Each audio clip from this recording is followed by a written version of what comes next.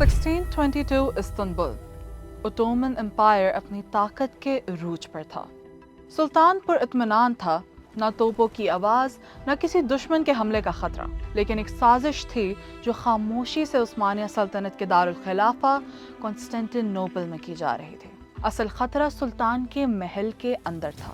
17 سال کا سلطان عثمان II اپنی ہی آرمی کے ہاتھوں قید ہو چکا تھا اور چند گھنٹوں بعد اس کا گلا گھونٹ کر قتل کر دیا گیا۔ حیرانی کی بات صرف یہ نہیں کہ سلطان کو اس کی اپنی ہی آرمی نے مارا، حیرانی کی بات یہ ہے کہ یہ تمام سپاہی کبھی سلطان کے غلام ہوا کرتے تھے۔ تو سوال یہ ہے، ایک غلام سلطنت عثمانیہ کے سلطان سے زیادہ طاقتور کیسے ہو گیا؟ تاریخ میں صرف ایک ایسی فوج گزری تھی جس کے سولجرز تھے تو سلطنت کے غلام، لیکن وہ سلطان کو تخت پر بٹھا بھی سکتے تھے اور انہیں تخت سے ہٹا بھی سکتے تھے۔ یہ کہانی ہے اوٹومن امپائر کے جانثاریز کی۔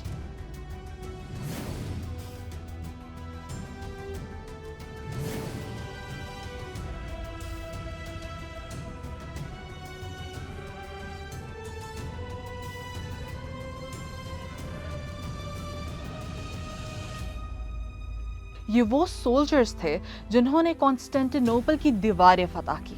انہوں نے ہنگری، سربیا اور ایجپٹ کی فوجوں کو شکست دی۔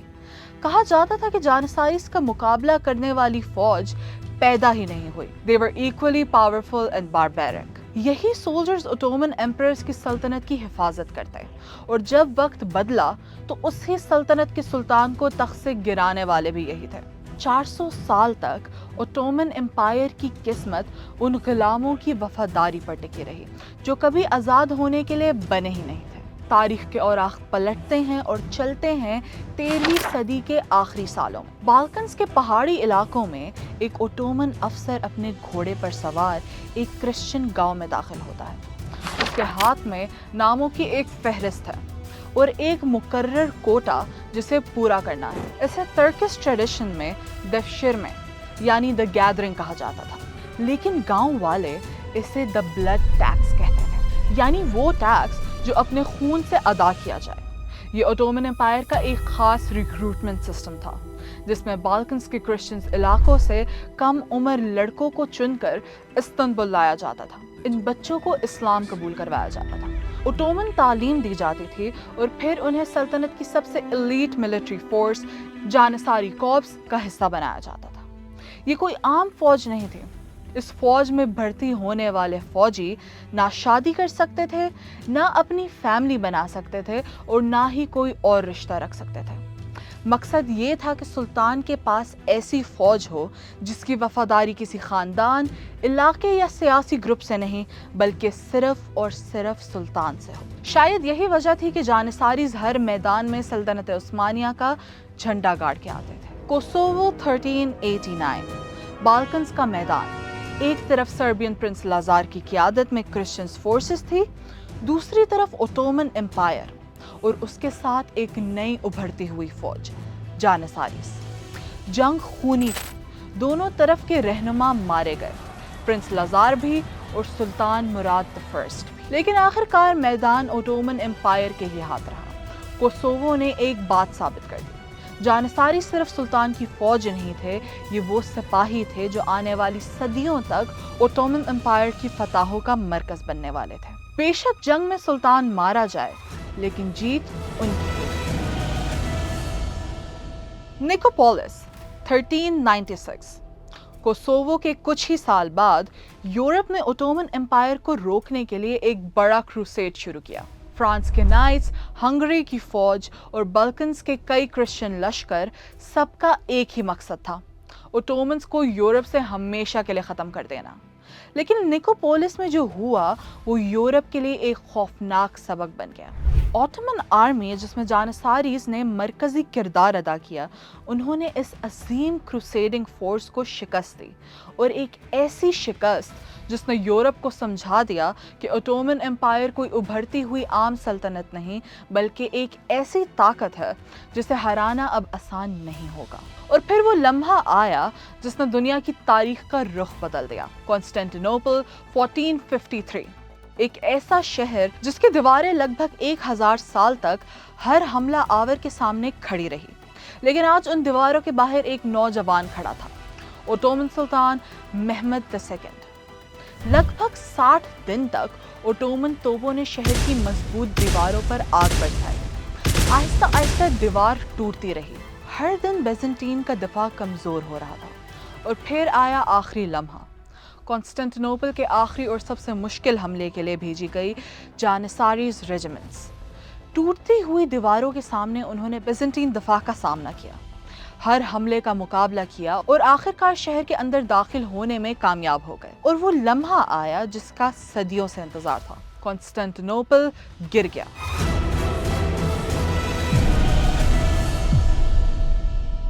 ایک ایسا شہر جو رومن امپائر کی حکومت کا مرکز تھا، اب آٹومن امپائر کا حصہ بن چکا تھا۔ بیزنٹین امپائر کا خاتمہ ہو گیا، اور اس تاریخی فتح کے مرکزی کرداروں میں تھے جانساریز۔ لیکن یہ ان کی کہانی کا انجام نہیں تھا، یہ صرف شروعات تھی۔ اب وہ فوج دنیا کی سب سے طاقتور سلطنت کے ساتھ تھے۔ روڈز 1522۔ کانسٹینٹی نوپل کی فتح کے بعد اوٹومن امپائر کی نظر اب میڈیٹرینین کے ایک ایسے آئی لینڈ پر تھی جو صرف زمین کا ٹکڑا نہیں، یہ نائٹس آف سینٹ جان کا مرکز بھی تھا۔ یہ وہ واریئرز تھے جن کی شہرت پورے یورپ میں تھی۔ ان کے پاس ایک ایسا قلعہ تھا جس کی دیواریں مضبوط تھیں، دفاع انتہائی سخت تھا، اور جسے لوگ ناقابل فتح سمجھتے تھے۔ لیکن اوٹومن سیج شروع ہوا، 6 مہینے تک جنگ جاری رہی، اور آخرکار نائٹس آف سینٹ جان کو ہتھیار ڈالنے پڑے۔ ایک اور مضبوط قلعہ گر چکا تھا، اور اس فتح کے ساتھ آٹومن امپائر نے میڈیٹرینین میں اپنی طاقت اور بھی مضبوط کر لی، اور جانساریز نے ایک بار پھر ثابت کر دیا کہ وہ صرف ایک فوج نہیں بلکہ آٹومن امپائر کی سب سے خطرناک ملٹری فورس ہے۔ لیکن آٹومن امپائر کی دنیا پر قبضہ کرنے کی بھوک بڑھتی چلی گئی، اور اب ان کی نظر صرف یورپ پر نہیں تھی۔ 1517 میں انہوں نے اپنا رخ ایجپٹ کی طرف کیا۔ ان کے سامنے ایک پرانی اور طاقتور سلطنت تھی، مملوک سلطنت۔ آٹومن آرمی نے مملوکس کو بھی شکست دی، اور ایجپٹ اب آٹومن امپائر کا حصہ بن چکا تھا۔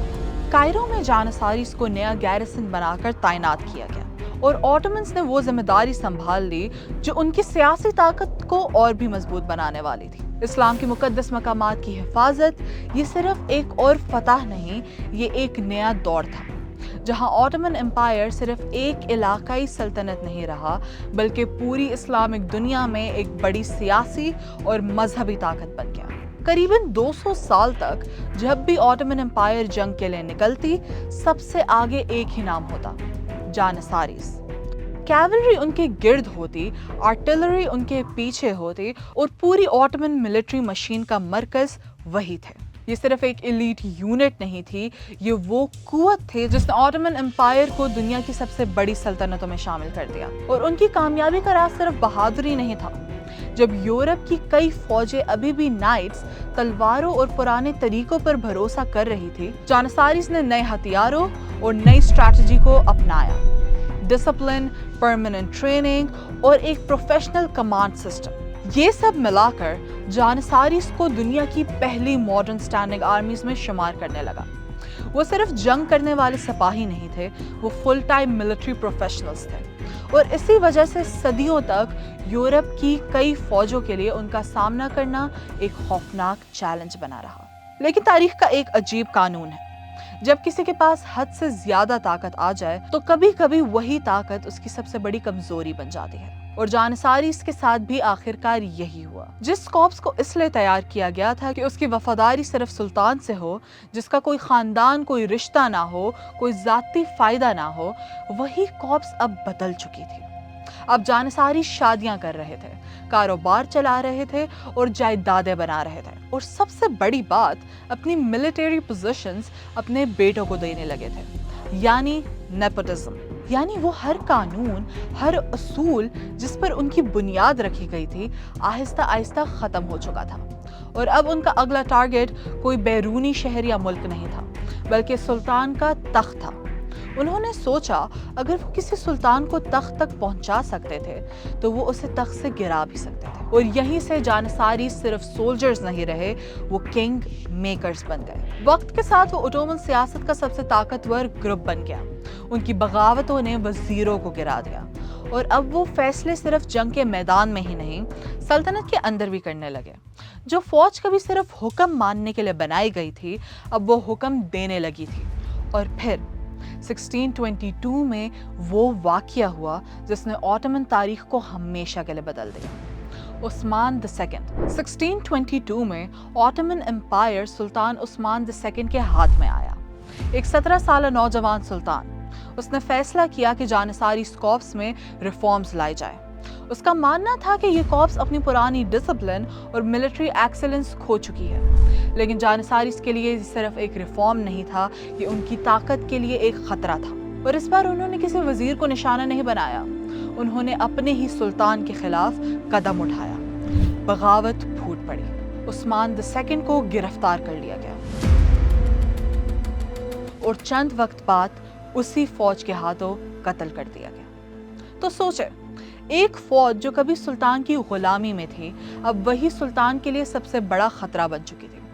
وقت گزرتا گیا، یورپ کی فوجیں بدلتی گئی، نئے ہتھیار آئے، نئے ٹیکٹکس آئے، اور جنگ لڑنے کے طریقے بدل گئے، لیکن جانساریز بدلنے کے لیے تیار نہیں تھے۔ وہ فوج جو کبھی انوویشن اور ڈسپلن کی وجہ سے دنیا میں مشہور تھی، اب اپنی پرانی پوزیشن، اپنی دولت اور اپنی سیاسی طاقت بچانے میں زیادہ دلچسپی رکھتی تھی۔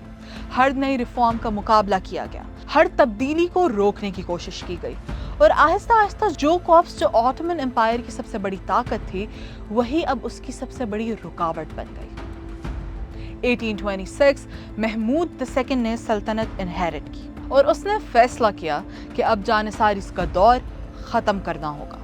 لیکن محمود اپنے فور فادرز جیسا نہیں تھا، وہ جانتا تھا کہ جانساریز سے سیدھا ٹکرانا خودکشی کے برابر ہوگا، اس لیے اس نے سالوں تک انتظار کیا اور خاموشی سے ایک نئی ماڈرن آرٹلری فورس کریٹ کی، ایک ایسی فوج جو جانساریز کے اثر و رسوخ سے باہر تھی۔ پھر جب وقت آیا، محمود II نے اعلان کر دیا، آٹومن امپائر کو ایک نئی ماڈرن آرمی کی ضرورت ہے، اور جانساریز نے وہی کیا جو وہ صدیوں سے کرتے آ رہے تھے، انہوں نے بغاوت کا اعلان کر دیا۔ لیکن اس بار سامنے کھڑا سلطان بھی تیار تھا۔ محمود نے اپنی وفادار آرٹلری کو حکم دیا، جانساری بیرکس کا محاصرہ کر لیا گیا، اور پھر توپیں گرجنے لگی۔ وہ بیرکس جو کبھی آٹومن امپائر کی طاقت کا مرکز تھے، اب تباہی کا مرکز بن چکے تھے۔ ہزاروں جانساریز استنبول کی گلیوں میں مارے گئے، جو بچ نکلے انہیں گرفتار کر لیا گیا، کچھ کو جلا وطن کر دیا گیا، کچھ کو سزائے موت دی گئی، اور کچھ کو ہمیشہ کے لیے خاموش کر دیا گیا۔ 400 سال پرانی جانساری کورپس اب تاریخ کا حصہ بن چکی تھی۔ آٹومن تاریخ میں اس واقعے کو ایک عجیب نام دیا گیا، دی آسپیشیس انسیڈنٹ۔ ایک ایسی فوج جو ایک امپائر بنانے کے لیے کھڑی کی گئی، آخر میں اسی امپائر کے حکم پر ختم کر دی گئی۔ ان کی کہانی ایک عجیب سفر تھی۔ وہ بچے تھے، وہ اپنے گھروں سے دور کر دیے گئے تھے، پھر وہ اسکالرز بنے، سپاہی بنے، گرینڈ وزیرز بنے، اور ایک وقت ایسا آیا جب وہ خود سلطنت کی طاقت بن گئے۔ لیکن جانساریز ہمیں تاریخ کا ایک گہرا سبق دیتے ہیں کہ پاور حاصل کرنا مشکل ہے، لیکن اس پاور کو کنٹرول کرنا اس سے بھی زیادہ مشکل ہے۔ For more videos like this, follow our channel, Loves Media Official.